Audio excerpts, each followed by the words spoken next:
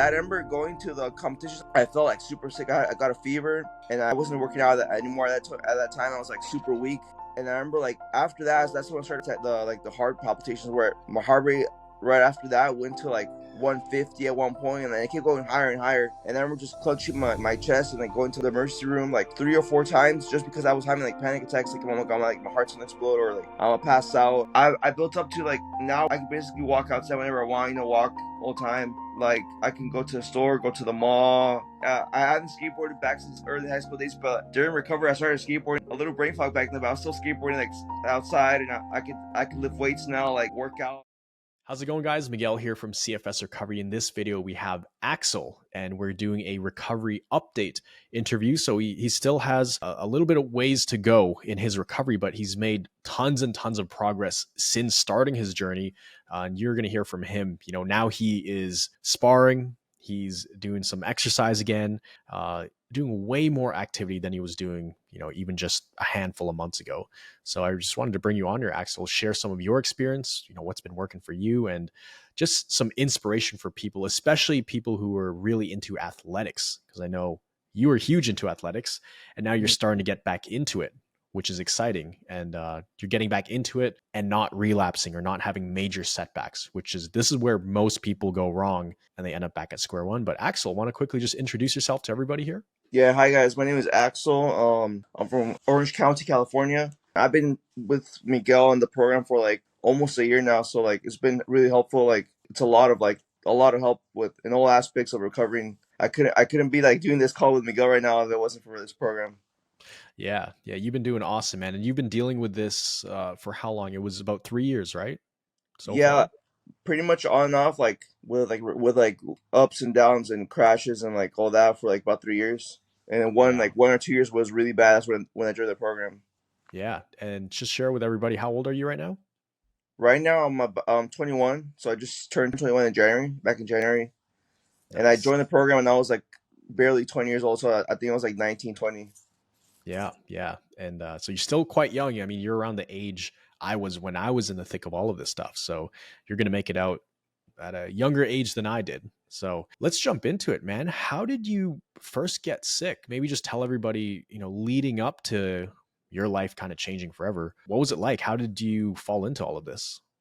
Yeah, man. I was well before we started the call right now. I was like telling you like how I was like with repressed memories and like all that PTSD, like especially when you have something like with CFS and when you have so many hospital visits and like all this, you kind of get repressed memories. So, like I had to really like deep think and meditate about like what happened in the early stages of the CFS and the crashes. And I remember like before I was sick, I remember relating to your video a lot because I used to be like into wrestling and all that. Well, I'm still into like martial arts and wrestling. With like in the gym lifting weights. So I remember watching your video. I was relating so much to you. I'm like, man, like you were super athletic and how you went from that to like very sick. But before I got sick, man, it was very similar to almost to your story. Like I was like in high school, like 18, 19 years old, and I was like I consider myself like like peak. I would say like peak fitness, right? Like optimal, like working out every day. I was like basically almost every day working out. Like I was doing martial arts, like MMA training, bodybuilding. I was like hanging out with friends. I was like like just Just super fit, super active lifestyle, right? yeah. Like I thought like I'm like yeah.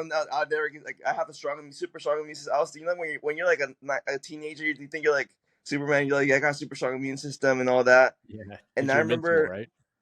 I remember literally right after high school, like everything was going pretty good, and I was like trying to be studying to be as well as I wanted to have like dreams of like being a pro fighter. I wanted to also like study for like personal training or something with the fitness industry. And I remember I was studying. I was already like with the type A personality, like, you want to do everything in a day. You want to like so I was drinking energy drinks just to get the most production out of a day. Right, I was like addicted to caffeine doing Yeah. like studying. I was working part time in like a gym, selling boxing gloves and all that. I was like working out basically all the time, and I was also trying to like fit in like social time with friends and all that. And I remember 19 years old, 18, like around that age, I started to get weird symptoms. Like at first I thought it was just like over like working out or like I would get dizzy sometimes. I would get like little things here and there, but like especially when you have like the and I would watch all these motivational videos, something like, especially when you watch like it's just like, oh, be a man, you gotta like you're dizzy, keep going. So I remember like I'm a little dizzy, doesn't matter, I'll keep going. I'm a strong man and all that. What I And did so I too, kept exactly going. what I did. Like literally, I Yeah. would watch those videos. Like it's supposed to hurt. It's supposed to be difficult. I'm like, all right, so this is normal, right? Let's keep going. That's what I thought. Literally, I know exactly. And then now when I watch these videos, or even before, like I watch it and I just laugh, or like I kind of like smirk at them. I'm like, this is like completely opposite of what you learn in recovery. Exactly.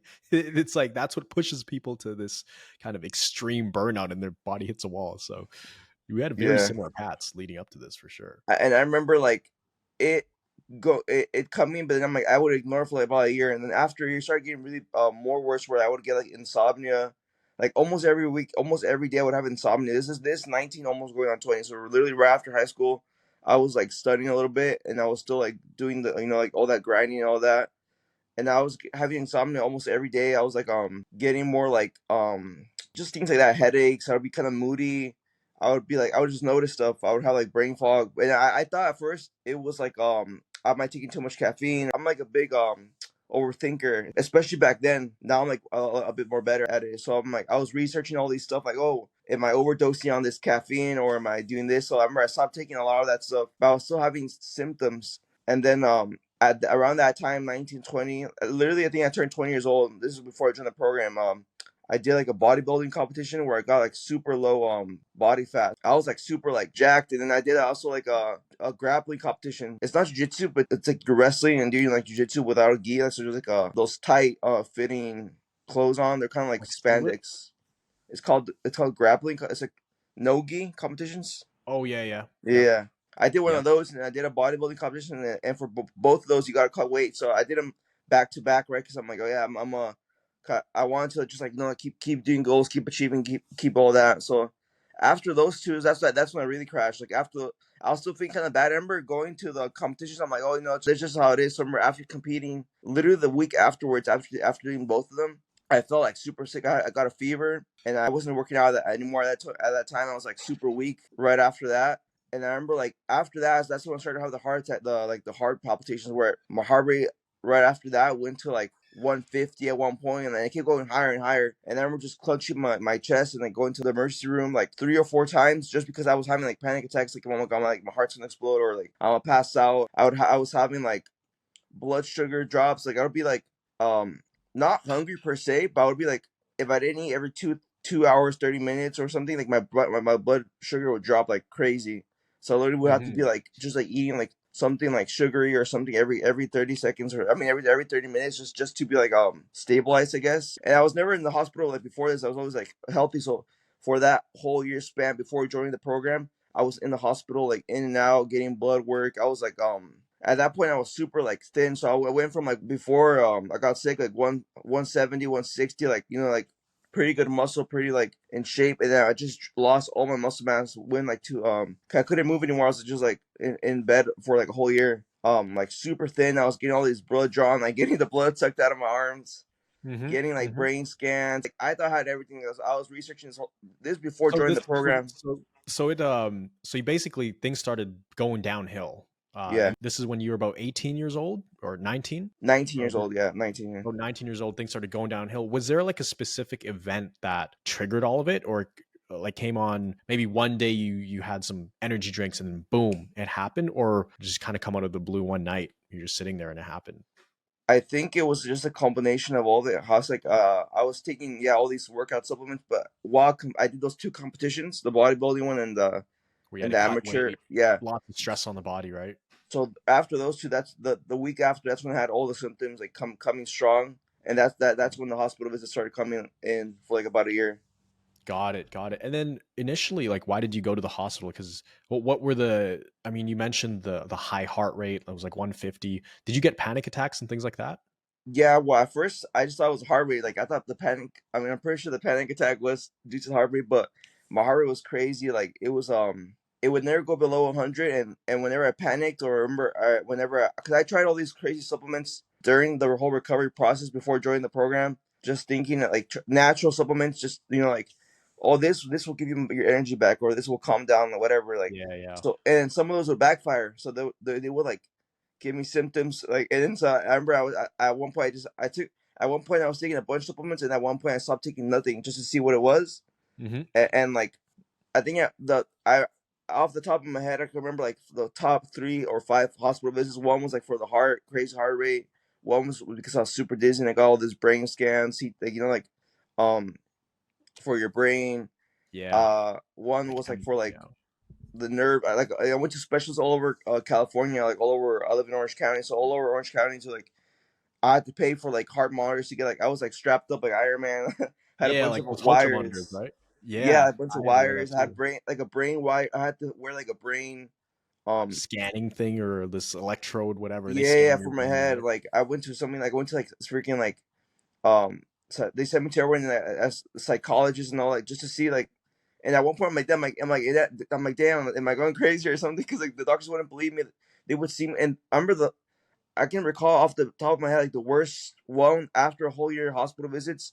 I was just getting worse and worse. Like I lost at that point, I lost all my muscle mass. I was like hunched over, like I think like Junior's just like a shrimp.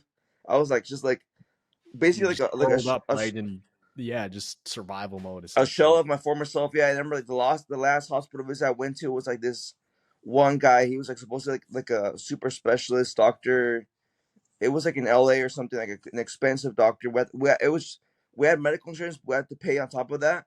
This one guy, he's Mm. like about like with hormones and like some other stuff, and he measured my testosterone and all this other stuff. And he said like, yeah, like, and he consulted with all other doctors that already did studies on me. Like, so I was Oh, basically this whole really? like I thought I had this mystery disease that no one else had. And he's like, yeah, like we don't know what's wrong with you. Like everything seems fine. Like, and my mom and my sister were in the hospital room with me, and then I was basically I had no emotion. So yeah, like yeah, everything seems fine. Like yeah, we don't know what's wrong with you. It's like if anything, he's like just come back 3 months later and to see. At that point, I didn't want to come back because like we tried everything. So and they were and every doctor was telling me yeah, like oh yeah we have this new medicine that'll fix you. Like but like so at that point like I gave up all hope, and I remember like going online and just researching like crazy that night, and I finally stumbled upon your program that same night where like the doctor said that I was basically fine. Oh, really? Really? Yeah, And that was basically last year, right? yeah, basically like last year. Sometime last, because about 12 months ago, because it's August 2023 right now. So you're probably in this stage of your recovery in like July, August 2022, because that's pretty wild though. It was a specialist who was in talks with other specialists and they couldn't figure out what was going on. So they were basically telling you, hey, Axel, all your tests are normal. You're good to go. Come back if you don't feel better, basically. Yeah, and they were telling me that, and like I was just like when they sent me off, like I had no my mom and sister were like more I guess talking with him. I at that point it was just like I think my the face my emotion in that time was like it's like if someone would have told me like my family died or something. Like I had no emotion, like literally like blank slate, because I knew like I was just like depressed but not like crying or anything, just like no emotion. And so I remember that day I'm like I have to see what's wrong. So I remember I looked up like everything and like all my I just researched stuff, and I had at this point I had brain fog, so I was using these blue light blocking glasses. I was wearing a hoodie in my room with all the lights off, like ear, because I was sensitive to everything, right? To light, to sound, to Mhm. anything. So I remember like, I was in my room, like underneath my pillow, kind of like just like in a dark room, look searching up like with the lowest brightness on my phone, like stuff. And I remember stumbled upon your. I was just looking on YouTube because Google was like too much words for me. So I remember on YouTube typing in like all these random stuff to look up CFS, and I saw your video with I think it's Heal with Liz. Oh, yeah, yeah. Yeah, Liz. And I remember like just watching it. I'm like I related so much. So I remember I was like, man, like this is exactly what like very similar to my story there.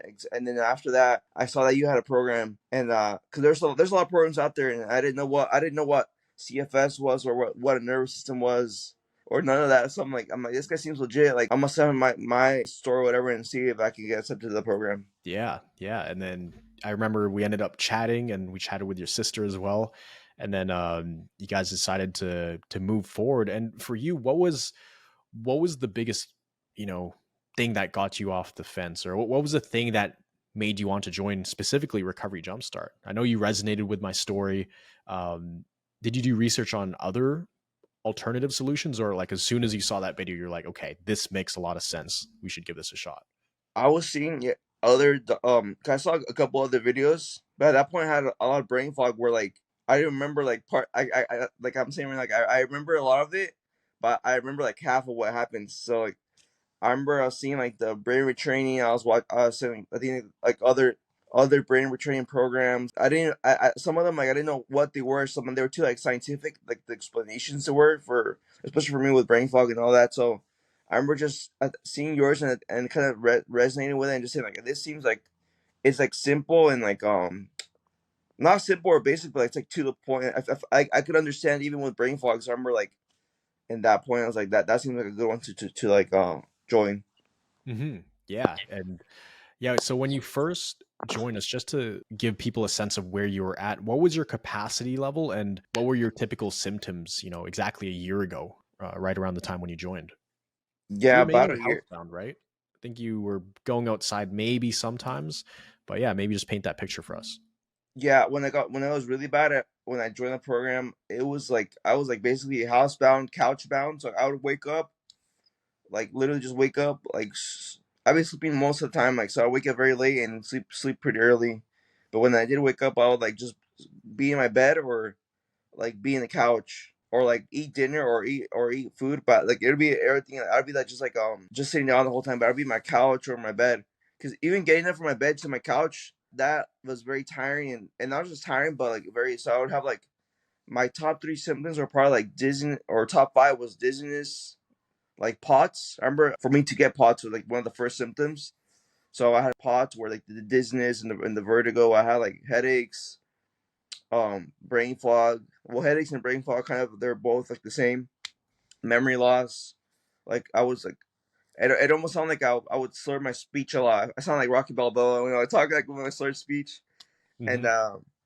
I had like yeah like the blood sugar dropping with all the time like crazy blood sugar drops, muscle weakness and like just super sensitive to noise and sound and all that. Those were the top five ones.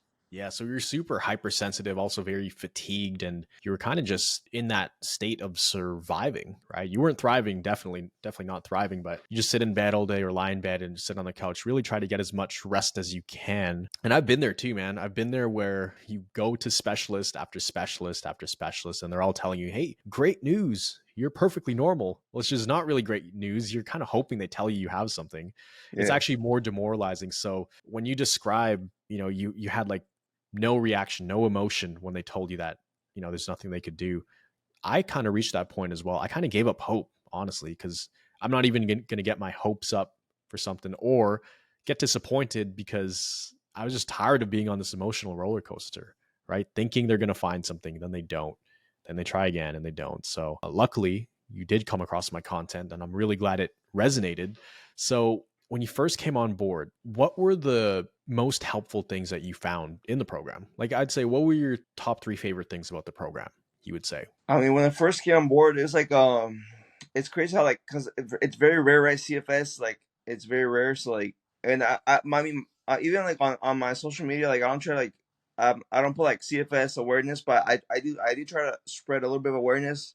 Even for like my close friends or family members, like I finished explaining to them, but even them like they kind of get it, but they only get it like 50%. Like, oh yeah, I kind of get what you have, but it's not like so when I joined the program, I didn't even know what to expect because I even said to myself, I'm like, if I knew what CFS was, like, if they put it out there, like, if it was like cancer or like something like that, people wouldn't, I wouldn't have probably never gotten it because I'm like, yeah, I'm not gonna do that if I'm gonna get CFS.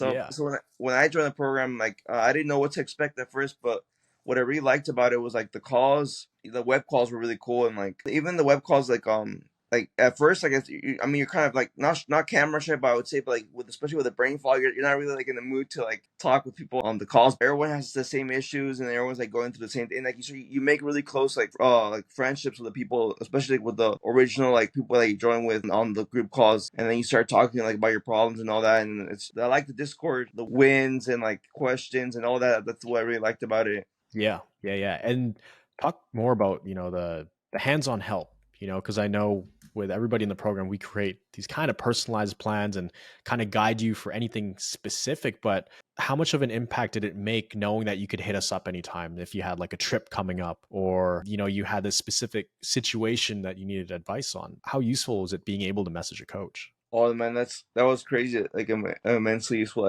I think even especially in the beginning, like I think the calls really helps you. Like with the group calls, it's cool because everyone, it's almost like everyone can pitch in, and it's almost like a little like It's like a mastermind kind of. master, yeah, like a little group like session, like a little group therapy call where everyone tells like, and everyone like at the end of the call, we all kind of leave with a good piece of information. And but with a one-on-one calls, it's good just to add on top of that because you can like really talk to you or junior or another coach where like Mhm. you can really like figure out whichever if you're struggling or if you have a question, and then by the end of that call, you kind of really figure out what the next step in recovery is for you, or like what you can do to get better. Yeah, and I remember there were a few instances where you were going on a trip, whether it's for your birthday or going to Vegas with some friends, unsure like, hey, should I do this, guys, or is it okay to go to this? I think it was a hike or some mountain area, and you're like, I don't know, but we are able to give you some reassurance and kind of guide you on that. Talk to us about some of the biggest wins you had. Like, do you remember your first biggest win in the program, whether it was a month in or 3 months in? What was like your first taste of, wow, this thing could actually work? I'm actually getting better. Do you remember that experience? Yeah, I think it depends on the person. Like, so for me, like I said before, I was like an athlete a lot of my life before I got sick. So I think the physical wins came back quicker. Like, obviously, I wasn't like doing pushes right off the bat. But, oh, I really want to get back to exercise. I want to get back to like working out or like, doing martial arts, boxing. But when I did come back slowly, I'm like, oh, I'm good with this. Like, if I could just shadow box a little bit, I'm good with that. Um, but the really big ones that I remember at first were the mental wins because that's what got me here the first was right with like the constantly over pushing myself with the perfectionism, all that. So when I had those mental wins in the program, like those big mind shifts were like the big wins for me. I remember I posted them in the wins channel, like just like I had a mind shift today or like what the mind shift was, and those really helped even to this day, right? Where it keeps you humble, like just getting better. And like those big mind shifts were like the big ones for me with all the recovery, like the recovery jumpstart, and then from the jumpstart to the actual cause. I think that really helped me out. Like where we saw like the whole little every little like module, whatever there are. Hmm. Yeah, and I remember that when when you took out your boxing gloves, all your boxing gear from your cabinet or your closet, laid them on the ground, and then you realize, hey, life is not all black and white. It's a gray area. You can't just push yourself 24/7. And then that's when you had that mind shift, and you had many of those along the way. And tell us about some of your big physical wins, because I know you went on a few trips here and there, even though you were a bit nervous about them, and they ended up being some pretty wild trips, and you ended up making it through without any crashes or relapses. Mm. You had a little bit of an adjustment period you had to deal with after, but tell us about one of the epic trips you've done, in the last 6 months or so, or since Yeah, joining the program. I mean, I have like the physical win. So like the first like trip because I for me I kind of categorize them into two. Like I either categorize them into like big physical wins, like in terms of like getting back to my sport, right, or like exercise, martial arts, or getting back to like like cognitive social activities, like hanging out with friends or family, partying or whatever. So I remember one of the big like social ones was like when I went to Vegas from like I turned 21, right? So I went to Las Vegas with a couple of my friends, my two best friends, and I remember going and at first I went out a little bit a couple times with my family during the daytime. I was like during the recovery rate, I would go out for like an hour or two, come back home whenever like I didn't feel as well. I would go like I mean one day I would stay up till like 12 or something. But then Vegas like it's like a big party thing, and like it's like from California to Vegas it's like a road trip, and like the Hmm. lights and You staying go up through the late. So I desert, remember right? And the didn't the vehicle break down too in the middle of the desert? yeah the tour The bus that bus? took us to Yeah. Vegas that broke down. Yeah, so I remember it was just a wild trip in general, and I stayed up late for one day. I remember like I'm like, yeah, we could probably pull off two days sleeping late, but I slept that one day at 3 a.m. just like walking around a bit and like part like going to the dance clubs and all that. And then the second day, I'm like, I could probably do it again, but I had to clock in like at 11. 'Cause I was like, I was tired, and like the next day, woke up late, had brunch, all that. So that was pretty fun. That was like just like a big when you haven't done it for, I didn't do that for like a long time. I didn't hang out with friends for like over like 2 years, right? A lot of the Hmm. time when I was getting really sick, more like I had a lot of friends from the gym, from like the MMA gym. I had friends from high school, but once you stop going out because of CFS and you can't really hang out late and all this, and you have insomnia, and so you stop hanging out with your friends. From there, you can't work out, you can't go to the gym. So I lost a lot of connection. So then when I finally went back and had some like social interaction and all that, it was like crazy. Like it's almost like I didn't drink or do any like type of like drugs or anything like that, but just the fact that you're almost high on life, if that Yeah. makes sense. Yeah, like you're like, man, I could walk, I could breathe fresh air, like I could stand up straight, I can like walk with no symptoms. That was like the best thing. Yeah, and you could even tolerate the lights and the sounds of Vegas, whereas less than a year prior, you were in a dark room looking for solutions on how to pretty much save your life, right? Hiding under the blanket or on your pillow in a dark room with blue light blocking glasses. So it is it is kind of like feeling reborn again when you're able to do something like that you haven't done in a long time, something that would have completely wiped you out like a year ago or 2 years ago. It is pretty, I would describe it as pretty surreal.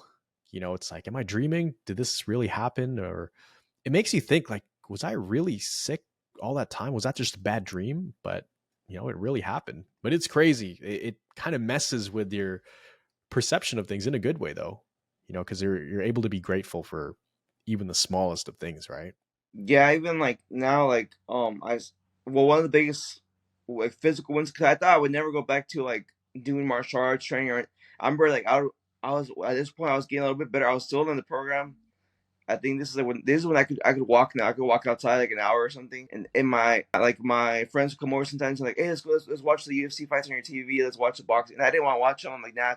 It's not like a jealousy type thing, but I'm like, I don't want to watch it if I can't really do any of that anymore. So like, I thought I could never go back to like doing or like lifting. I remember I would try to lift like a 3 pound weight in my room, and it felt like it was like 50 pounds. Like it felt like super heavy. Like I couldn't do it. But then like when I started doing like when you get the first ever like workout regime you sent me was like the 30 push-ups, 30 squats, like 10 push-ups, something like that. It was like 10 push-ups and then 30 push-ups. And I remember I kept doing that for a while, and until like I kind of like started to get better and better, and I could walk more. And now where I can actually do like like once a week actual like martial arts sparring and like training, and I can like lift weights mostly every day. That's like really, it's crazy. And my brain like tries to like every day I try to remind myself like to be like humble to where and like, be very thankful for where I'm at, because before like it's like, man, before you can do any of this. So it's almost like your brain just tries to forget it, but like I try to remind myself, I'm like, yeah, like remember how bad you were, so like not to be more Yeah. thankful. Yeah. Yeah. And it's like, don't forget how far you've come. Even nowadays, I'm like, oh, I can't, uh, or there's something I want to do, and I'm too busy to do that, or I can't do this and that. It's like, wait a minute, why are you even thinking about the things you can't do? Think of all the things you can do. You you wish you could sit up straight at a certain time in your life. You wish you could even walk outside. So be grateful you could do all this stuff, or even eat kind of whatever I want nowadays. There was a time when I didn't have that. It was just rice and chicken and soup and stuff. So it definitely makes us grateful, or it makes it easier to be grateful for the things we have in our life right now when you have that kind of perspective, especially coming out of it, kind of like where you are at right now when you're bringing all these new activities back into your life, or not new, but things you used to do but you haven't done for a while. You're reintroducing them. So right now, what would you say is different physically than when you first joined? Like, tell us about what you're able to do now, because I know you're sparring, you're starting to exercise again.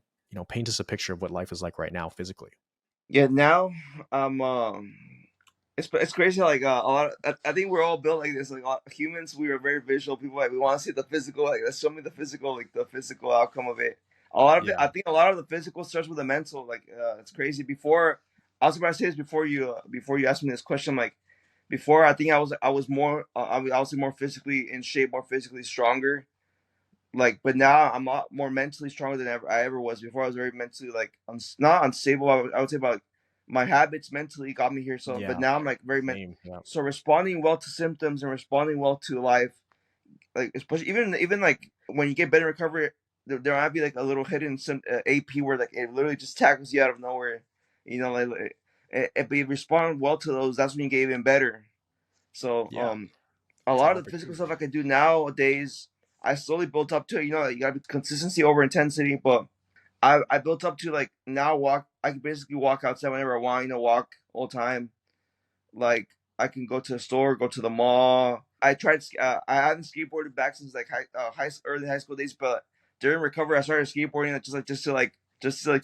I still had a little brain fog back then, but I was still skateboarding like outside, and I could lift weights now, like work out. I think on most good days I could probably work out like 2 hours a day, pretty much like not crazy crazy, but I could do like weights, shadow boxing, and like and all that. And then on once or twice a week, I can go to the actual gym where like I lift weights like heavier and like do actual like MMA sparring training, hitting the punching bag and all that.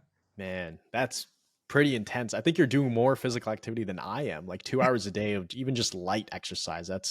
That's a good amount. Like if you add it up, it's over 10 hours a week, 10, 12 hours a week, even more than that. So that is crazy to think, just over a year ago, you were struggling to go from your bed to the couch. Even that was tiring for you. And a 3 pound weight felt like 50 pounds. Now you're sparring. It's super cool to see how far you've come. And you're absolutely right. It's not just the physical change that's important. More importantly, behind that, it's the mental change. So you kind of touched on it, but maybe just expand a little bit more about how you're able to respond to life better now. And you're in control of your mind instead of your mind being in control of you, making you over push yourself.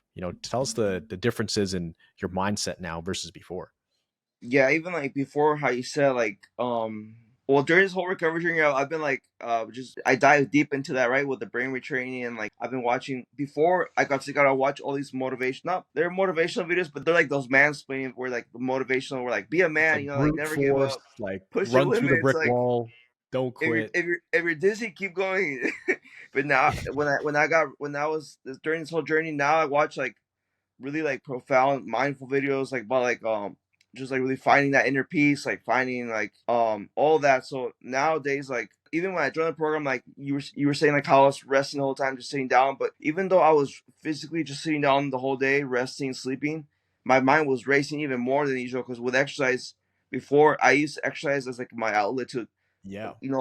any if I felt sad or felt mad, I would go, punch a bag, lift weights. So that was my outlet. So when I couldn't do that, I had crazy negative thoughts or overthinking everything. Even so, that drained my energy even more than physical stuff. Just draining the mental, like your brain uses so much energy. So I remember nowadays like, I can control my brain a lot better. Like my anxiety, I can like retrain myself. I can always find the positive outcome in any in any situation nowadays. Like before I was never like super religious. Now I'm going to church a lot more, but I wouldn't say I'm like uber religious. But now I always tell myself I'm like even on bad days, because everyone has bad days, right? Like bad days, good days, like medium days. Like I always tell myself like, you know what, God did this for a reason today. So then like who knows, tomorrow or a week from now, like there's a reason that happened today. So like then that's what I tell myself a lot of times. And like I'm just better at responding. Like before I was a very perfectionist and very like I had to get this done today. Like no, I'm doing this today. Like I'm gonna push my limits. I'm gonna do this today,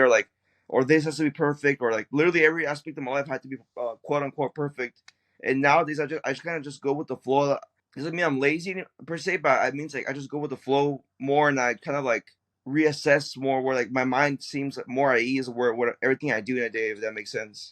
Yeah, yeah, totally. And it's just less of an extreme personality. And, that trait that you have that I have as well, I still have it. And a lot of people who get CFS or this nervous system sensitivity disorder, it's because they have an extreme type A personality or perfectionist, but that can be useful if we know how to use it properly. It's like a double-edged sword. So it sounds like now you've learned to use it to your advantage. You can like kind of turn it on, but turn it off as well. So you can kind of just lower the activity going on in your mind. And that's what I've learned to do as well, because it is kind of like a superpower. It's what allowed you to get a lot done before. It's what allowed you to compete in these different sports and do well. But it's also what drove you to want to run through a brick wall and drink a ton of energy drinks and Yeah, think you're invincible, right? Same thing happened to me. So once we can learn to control that and we realize, okay, this is something powerful that we have, this mindset, but we cannot let our mind run us. We have to run our mind and we have to be in control. And I think that's something that recovery teaches everybody. And it's the most extreme kind of training grounds of doing that, right? It's like the most extreme lesson you could probably learn. And it's a long, painful lesson, but I think once you learn these things, you're actually able to get more out of life after, which is cool for you because you're still quite young. So now you're going to be able to use these tools you've learned, bring them forward. You still got a whole life to live ahead of you, right? Yeah, So and super exciting. you were saying like how like when we joined the program, like I forgot if you, I don't know if you say it or if it's just part of the title, or but someone said it like recovery, like from recovery from CFS, from like central nervous system disorder, is one of the hardest things you ever do, like one of the hardest, if not the hardest thing you'll do. And I still have it in my head, and I'm like, I think that's very true, because like I mean I competed like others, a lot of people in the program that do exceptional things, but like I mean I competed like in martial arts, boxing. I've been like tapped out, knocked out. I've been all that, like, and even recently I've been to the gym, and I got like I was just warming up, and I'm like, yeah, I'm gonna jump into like one pro sparring class, and I did. I used to do that all the time, and I remember I did one round, and I got hit twice. I'm like, I was like super dizzy. I'm like, and then at that point I'm like, man, this not as bad. This is nowhere near as bad as getting brain fog, freaking level 10. So I'm like, Yeah. recovery is definitely the one. It's probably is the hardest thing. Like then it's harder than even like a MMA fight or anything like that. Yeah. Yeah. It's the hardest thing you'll probably ever have to do in your life, but it's also the most worthwhile thing you'll ever do because it'll teach you lessons you otherwise would never, ever learn unless you're in this difficult situation. So, for you, if people watching this right now and they're in your shoes where you were a year ago or 2 years ago, when they're on this kind of merry-go-round of tests, they don't know what's going on, they're starting to feel hopeless, or they're looking for something, some kind of guidance, what is some advice you could give them? Being someone who's a few steps ahead of them, maybe what's some advice you would tell yourself a year ago before you even found my channel or anything like that? What would you tell yourself when you were in the trenches? Man, I would tell myself I like not to give up. Like I know it's like kind of everyone says not to give up, but like it's just like I mean even to this day, like, it's all the nervous system, right? It's all the nervous, any crazy, like unless like you're literally on the spot, like something hardware problem, you're dying. But I mean it's all the nervous system, everything, every symptom under the sun. It's basically comes down all to the nervous system. And I would tell him, like, or anyone going through something like this, just to like not give up hope. And I mean this program and this way of getting better from brain retraining, and like really digging in deep and like into like your soul, into like your mind. That's the real recovery, right? Like because we all want this external quick fixes. Like I mean we're human beings, right? Like we want like supplements, we want medicine, we want like something that will fix us quick, that we don't have to put work into it, in terms of like not physical work but like mental work. And like really that's where the cure is, right? Like that your change your mentality, and like that will change everything. I think. Yeah, absolutely. And just you got to dig deep, just understand that there is a solution to this. No matter how many things you've tried, if the doctors are saying, hey, you're fine, we don't have an answer for you, then other people have also gone through that same journey and they've recovered, they've gotten their lives back. And it is absolutely possible. So that's what I want everybody, every single one of you watching this right now. If you're in a position where, you're getting worried that you'll never get better, which is a thought we all have at some point. I know you've had it, I've had it, Axel. Am I ever going to get better? Am I ever going to have my life back? Am I ever going to run again? Am I ever going to be able to live a normal life, see my friends again? All of those things. It is absolutely possible. And it's happening all the time, not just in the Recovery Jumpstart program, but all around the world. There are so many programs online. There's so much hope around there. And also, a tip I would give to everybody is, stay off Google. Of course, we always tell you guys in the program, right? Don't Google your symptoms. Get off the forums because it's just a Yeah. rabbit hole, If right? anything, just Google like a program that will help you like this, but don't really Google like your symptoms. Don't Google your symptoms. It won't end well. Trust me. Like it never, never ends well. So for somebody who is sitting on the fence right now, Axel, who's, wanting to try out Recovery Jumpstart, but they're like, yeah, I don't know. I don't know if it's for me. What would you say to them if they've gotten all their tests done, all their scans, and they're kind of where you were maybe a couple years ago? What would you tell them? Man, like even with this college, like, I would tell them just to like not double think about it. Like there's a lot of things in life where you have to double think about it, but I think one of this is not really the case. Like just I mean, you live every day, but like your life is very short, where you want to like you don't want to be suffering with CFS your whole life. So I would just say just to join it, because like this thing is like the hardest thing that life will probably give to anyone, but it's probably one of the biggest lessons. Once you're fully recovered, it's like one of the biggest like superpowers you can have. Like once you join this program and like once you're in it, once you're done with it, like you're gonna be like very mentally stable, very mentally resilient. You're gonna be adaptable to anything, right? For always said, he's like, it's not the strongest nor the smartest that survive or thrive. It's like the most adaptable, and that's what you teach us, Miguel, to be adaptable to any situation in life. So I think if they're considering it, I think they shouldn't double think it. Just just join the program. Yeah, that's so true.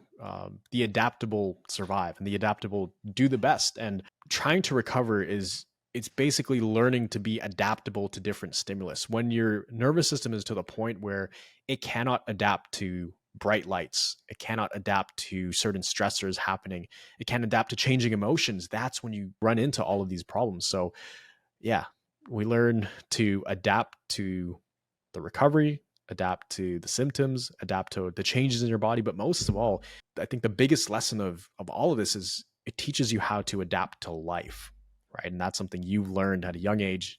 You're getting much, much better at it. And it's super exciting because your journey, it's really just the start in terms of this new chapter in your life, right? We're just reintegrating back into life. And I'm so excited to see where you are 3 months, 6 months, 12 months from now. You're going to be competing in tournaments and all that stuff if that's something on your bucket list. But if you made it this far just within a year, it only goes up from here, and you're going to get exponential results and progress. So is there anything else you would like to share with people on this call? This will probably be a part 1 of 2 video, because we also want to get another update of where you're at when you don't have any more symptoms, because I know you still Yeah, have I some definitely therapy, want but to. Well, I'm sorry.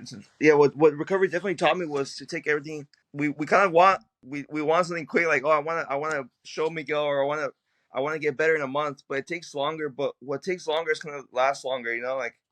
So I definitely want to compete again. Like I'm getting messages because before I was like super like I would live in the gym, right? So my coaches, they were like, "Oh, when you come back to the gym, when are you gonna fight again?" And I'm like, I might fight again maybe a year from now, who knows? But if I do, like when I do, I definitely want to wear a CFS shirt, CFS fighter shirt here to oh represent. yeah, Yeah, Thriver. driver. Thriver sponsored fighter. I love it. I love it. But yeah, man, that's awesome. That is awesome. And I really appreciate your time. Is there anything else you wanted to share with people here today? I mean, not really. I just think that like just the program was really awesome, and I mean just resonated, like especially with the young people that have this. Like it's very crazy, like very. I mean, you got it when you were very young, right? Like 18 years old. I got Mm-hmm. it when I was right after high school, senior year. When you're a young person, like like young boy, young man, young girl, whatever. Like you're a teenager, you're going. People invite you to all these parties. Like you think that's like your prime of your life, right? Like I'm in my prime, and you get the CFS. It's one of the worst things you can have. But I mean, it's also a gift because it teaches you like your mind is gonna be way more like mature, I guess, and like because I mean you can always party afterwards. The fact, like I mean you can always do all these stuff once you get better. You're still gonna be in your early 20s once you get better. So that's what I think. Well, my final thing I want to say. Yeah, absolutely. And that's so powerful coming from, someone who's 21, right? And it's so true. We feel like we're in our prime, that these are our golden years. We don't want to miss out. So like kind of push ourselves to try to keep up, but there are so many better days ahead of you. The story is not over here, right? 19, 20, 21, 22. I mean, my life only got better when I was 23, 24, 25, 26, 27, right? So once you recover, it is a new chapter in your life, and super exciting. But really appreciate your time on here, Axel, and everybody watching this right now. I hope you got lots and lots of value, especially any young people out there watching this right now, around Axel's age, or people with children or kids who are young. It is absolutely possible to get your life back. And just because the doctors are turning you away, they're saying you're normal, they're saying they don't have answers for you. If you know something is off, you're not going crazy, right? So continue watching the videos on this channel, reach out to people who have recovered, look for stories online of inspiration and solutions. And if you just keep following that path, you're going to end up getting your life back and going from surviving to thriving. And if you did want some extra help with this, we do have a program called Recovery Jumpstart where you can apply, see if you're a good fit. We'll see if we can actually help you. If we can, we'd love to work with you. But I'll leave a link down in the description below. You can click that, check it out. You can learn more about exactly what we do. But always remember, you are a thriver and you are just one mind shift away from living a life with thriving health. See you guys in the next video. Appreciate your time, Axel. Thanks for Thanks, sharing. man.